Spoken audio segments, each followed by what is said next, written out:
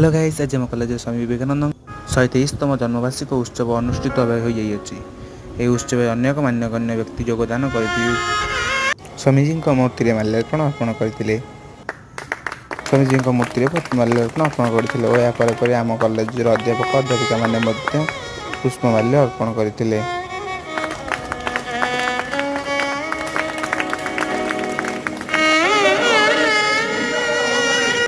ସ୍ୱାମୀଜୀଙ୍କ ଉଦ୍ଦେଶ୍ୟରେ ଏକ ସଭା କାର୍ଯ୍ୟ ଅନୁଷ୍ଠିତ କରାଯାଇଥିଲା।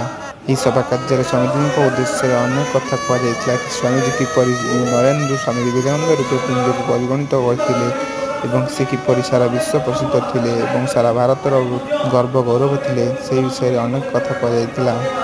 ସ୍ୱାମୀଜୀଙ୍କ ମୁଖନିସୃତ ବାଣୀ ବସୁଧୈବ କୁଟୁମ୍ବକମ୍ ସମସ୍ତଙ୍କ ହୃଦୟକୁ ଛୁଇଁଥିଲା ଏବଂ ସାରା ବିଶ୍ୱ ଯେପରି ତାଙ୍କ କୁଟୁମ୍ବ, ଏହି କଥାଟି ହୃଦୟକୁ ହୃଦୟ ସ୍ପର୍ଶୀ କଥାଟି ଥିଲା। ଶେଷରେ ଆମ ମ୍ୟାଡ଼ାମ ଧନ୍ୟବାଦ ଜ୍ଞାପନ କରିଥିଲେ ସମସ୍ତଙ୍କୁ।